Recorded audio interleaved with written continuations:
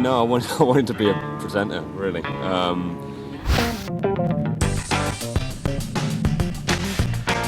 had to sum up URF, I'd probably say the U, the R, the F. It's just one of our old jingles.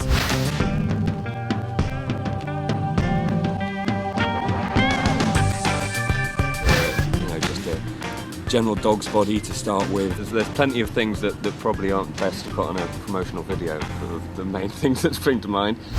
The soundtrack to Sussex since 1976. This is URF. And when I was going to university, I saw that there was a radio station at Sussex and decided I wanted to be involved. And I think I actually emailed the chair before I went to university, a bit overly keen. Yeah, I think I was on air within 2 weeks. I did a demo and then got my first show and carried on from there. I went to Sussex University to do English literature and media studies, and I'd never done media studies before.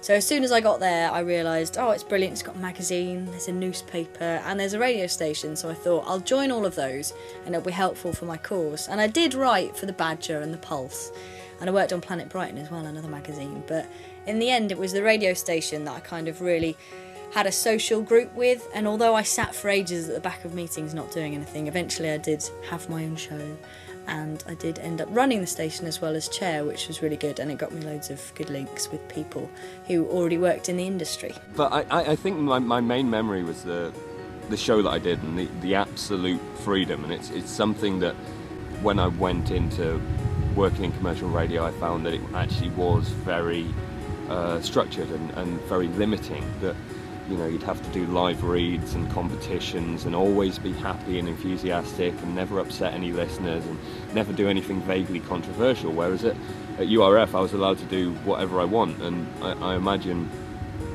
quite a lot of the stuff I did probably breached Ofcom regulations, and I was probably doing a lot of stuff that I shouldn't have. I think during my first summer of URF, I'd got work experience here at Juice, and I realised that there might be a possibility that I could do this full time. So as well as doing my studies, I kind of stopped thinking about other careers and started thinking, well, what are the possibilities within radio? And I think the time when I really thought, no, this is what I want to do, is when I managed to get work experience at XFM. And I got that through the student radio station, and that was a really big learning curve. I mean, I got to watch some really great presenters like Lauren Laverne and Sean Keaveney, who are now on Six Music, and just be around a station that really knew who it was and what it was doing and who it was talking to, and learn things from producers there. And they were quite complimentary of the stuff that I did for them. A lot of my interviews made it onto air, which made me feel very excited, and I got to go on air as well, which was nerve-wracking but amazing. And that's when I just sort of thought, right, no, once my degree comes to an end, that's what I'm going to do. I'm going to work in radio. My current job, I'm a freelance broadcast journalist. So there's many different facets, but basically it revolves around news outputs of stations. So depending what shift I'm on, I can be reading news bulletins, I can be writing news stories, going out doing interviews and editing clips or extended interview packages to go out on air. I just completely love the medium, really. At the moment, I don't have any great pull to move into television or anything like that. I just love radio. I love the fact that you can only hear it. I think it focuses listeners.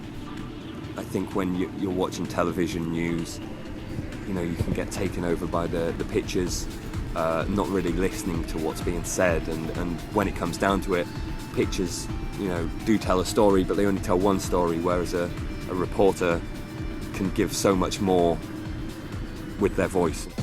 A day in the life of Andrea Fox. Basically, I get up in the morning really early before anyone else I know. It's just postman, I think, and milkman up when I'm heading into work at about 5 a.m, and then I try and get to work for between 5:30 and 6 a.m, depending on how much prep I have to do for news, and that normally means if I know I've got an interview that I did the day before that needs editing for the morning. So we'll have done all of the scripts for things like that the day before, And then together in the morning, me and Guy go through the papers, have a look at what's going on in the world, decide whether the things we planned on doing yesterday are still relevant and whether we should still go with them.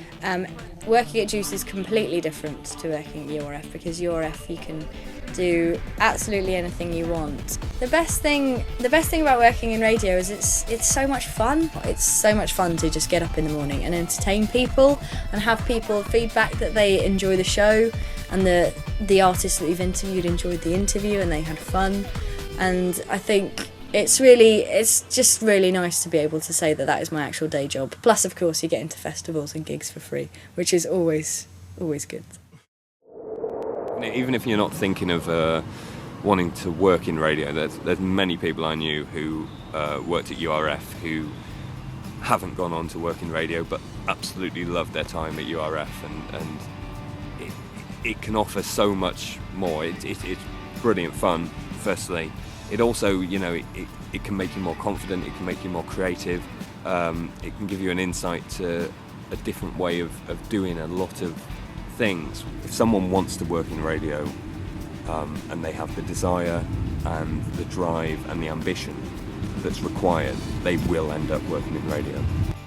I do pretty much owe my current position to working at URF, because if I just had a show and I hadn't actually taken on the role of chair at URF, I don't think I'd have got to do some of the things I did, which include running a Radio Academy Day, which was a really good industry day where lots of people got to meet people who are actually working in radio, find out more about it, get work experience roles, and that kind of led on to where I am now. It's amazing how much whenever I have an interview or I meet a new station manager or something like that they bring up stuff that's on my CV that I did at university, and they ask me a lot about what I did at URF. So take the opportunity, don't just do the minimum, don't just think, oh, I'm doing a show, I turn up for my hour or 2 hours every single week and that's it. Do other stuff, come up with new ideas, push yourself, try new things. I'd also say do take very seriously the Student Radio Awards, because a lot of stations, including Absolute, do look to the Student Radio Award winners for their new talent. And if it comes down to, there's a job and there's two people up for it, one of them's been at student radio, one of them hasn't been, I'm 100% sure the person who's been at student radio will get the job.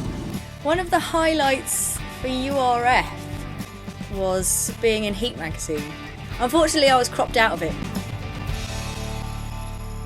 Joining us on the breakfast show next Friday, that's the number one from the Sugar Babes there. About You Now, before that Bruno Mars and Marry You. It's Guy and Andrea here for Friday, 10:33 now. From the Sky News Centre at 3, the Prime Minister has described a Taliban attack on the British Council in the Afghan capital Kabul as vicious and cowardly.